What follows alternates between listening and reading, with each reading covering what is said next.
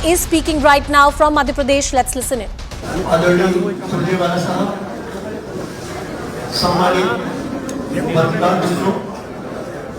Cameraman साथियों, photographer दोस्तों, लोकतंत्र का महायज्ञ आज विधिवत खत्म हो चुका है और परिणाम के सामने आ चुके हैं। दिक्कत होगी है। उस लिहाज से मैं प्रार्थना करना चाहूंगा हमारे नेता, हमारे यशस्वी नेता माननीय कमल नाथ जी से कि मैं आपसे रूबरू हूं। आप सबका बहुत बहुत स्वागत। प्रजातंत्र के इस मुकाबले में हम मध्य प्रदेश के मतदाताओं का फैसला स्वीकार करते हैं। आज विरोधी दल के नाते और आगे भी जो हमारा कर्तव्य है, हम उस कर्तव्य पर डटे रहें। विरोधी दल के नाते और आगे भी जो हमारा कर्तव्य है, हम उस कर्तव्य पर डटे रहें। सबसे बड़ी चुनौती हमारे सामने नौजवानों की भविष्य की है, बेरोजगारी की है और कृषि क्षेत्र की है। कृषि क्षेत्र 70% हमारी अर्थव्यवस्था का हिस्सा है और कृषि क्षेत्र में मजबूती आए, ये हमारी प्राथमिकता होनी चाहिए। मैं भारतीय जनता पार्टी को बधाई देता हूं और उम्मीद करता हूं कि जिस प्रकार जनता ने उन्हें समर्थन दिया है, वो उस पर खड़े उतरेंगे और जनता को जो विश्वास उन्होंने जताया है भारतीय जनता पार्टी पर, वो विश्वास बड़ी जिम्मेदारी से वो निभाएंगे। आज हमारी दूसरी उम्मीद थी। मैंने हमेशा कहा था कि मैं मध्य प्रदेश के मतदाताओं पर विश्वास करता हूं, वो आज भी करता हूं। मैंने पिछले 1 महीने से कह रहा हूं, मैं मध्य प्रदेश के मतदाताओं पर विश्वास करता हूं।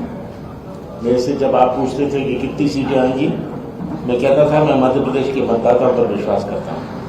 आज भी मैं विश्वास करता हूं और मुझे ये उम्मीद है कि ये विश्वास जो मध्य प्रदेश के मतदाताओं ने भारतीय जनता पार्टी पर रखा है, उनके साथ विश्वासघात नहीं होगा।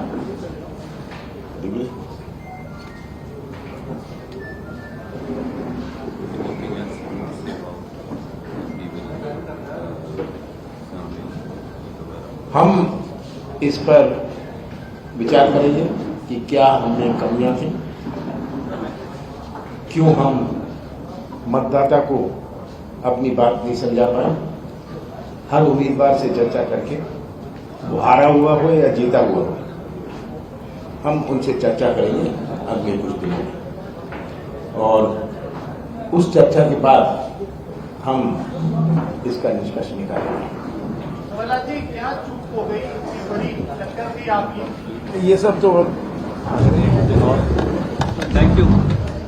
That was Mr. Kamal Nath, gracious in his defeat, a tall leader of the Congress party, and many argued that this was the last chance for him to be the chief minister face, to be somebody who can be the next chief minister, and that is why this was a do or die battle for Mr. Kamal Nath. Look at the manner in which he led his campaign.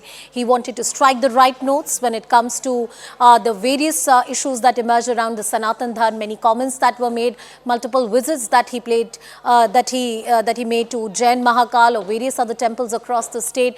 When it comes to Madhya Pradesh, it's the gar of the RSS. It is the gar of the Hindutva politics. And to get that balance right between the Congress' own brand of secularism and having the right kind of respect when it comes to the Hindu sentiments, Mr. Kamal Nath was able to strike that right balance. But it seems like that it didn't work in the favor of the Congress party. We should talk more about MP. This was one state all of us were very keenly eyeing at. Many exit polls said that it's going to be a divided one. There wouldn't be a clear mandate. Well, here it is, a very clear mandate. Toya, on the magic wall, tell us the story of MP. What is it that has worked in favor of the BJP? Okay, let's take a look. So we're starting you out with 2018. It's important to point out. Remember, let's go back to 2018. The Congress had just won with 114 seats, and it was the first time in almost 15 years since 2003. You've just seen a straight run of the BJP. They got that little chunk in there of Congress, and you'll remember in 2020, so just about 15 months into being in power, the Congress government fell with Jyotiraditya Scindia, who's a key leader from up here in Gwalior, joining the BJP. His argument was he wasn't getting enough of a leadership role in the Congress. He took leaders with him and essentially he brought down the Congress government. Kamal Nath, who you just saw in that press conference, Digvijay Singh says, another senior leader in Madhya Pradesh, says that he'd warned Kamal Nath that this might happen, that Kamal Nath didn't follow the signs. A number of leaders said that. Either way, the Congress government falling altogether, the BJP then came into power. And now let's move ahead, because over the last few months, what we've seen essentially is you've seen a BJP campaign without a face, as Anusha was pointing out. You had a number of key leaders flown in, and there was this big question of, does this indicate a nervousness? You had 3 union ministers, for example, who were brought in. Kailash Vijay Varghya, BJP General Secretary, all brought in to campaign or run for different elections from this entire region. The question was the BJP not confident in Shivraj Singh Chauhan's leadership? Because remember, he's the longest serving BJP chief minister anywhere in the country. Now, what did Shivraj Singh Chauhan do? He took it to himself and he doubled down. He went from area to area to area and he campaigned across the entire state. Now, what did that effectively mean? Let's take a look.